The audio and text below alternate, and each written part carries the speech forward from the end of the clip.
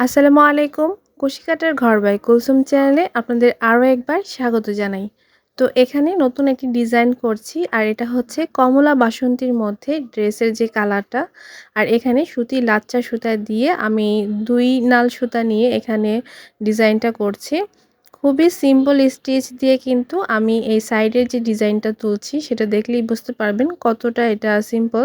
কিন্তু এই টাইপের সিম্পল ডিজাইন দিয়ে বাচ্চাদের ড্রেসে কিন্তু ডিজাইন করলে দেখতে অনেক ভালো লাগে। তো এই তো আমি এক সাইডে চেইন সেলাই যেটা আছে সেটা দিয়েছি। এরপর ৩টা স্টেপ আমি কাঁথা স্টিচ দিয়ে এরপর এটার মধ্যে আমি যে ছোট এরকম সিকোয়েন্স আছে সেটা বসিয়ে এরপর হচ্ছে আবার স্টিচ করে নিচ্ছি। আর এরকম করেই কিন্তু আমি যে ৪ টা লেয়ার করেছি, এই যে আপনারা সাইডের যে সাইডটা করেছি সেটা কিন্তু দেখতে পাচ্ছেন ৪ টা লেয়ার করেছি। সেম ভাবে কিন্তু এই পাশেও ৪ টা লেয়ার করে নেব।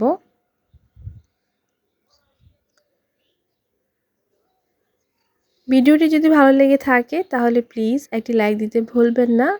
আর চাইলেই এই ধরনের নিত্য নতুন ভিডিও পেতে এই ছোট্ট চ্যানেলটিকে সাবস্ক্রাইব করে নিতে পারেন। আর যারা কাজটি করে আমার সঙ্গে আছেন তাদেরকে অসংখ্য ধন্যবাদ।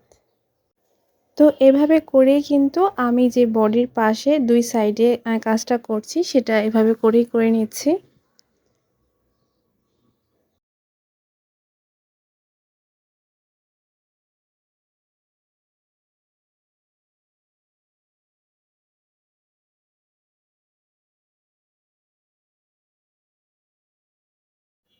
তো এই তো একটু দেখিয়ে দিচ্ছি, এই যে এরকমভাবে কিন্তু ২ পাশে সেম ভাবে আমি ডিজাইনটা করব।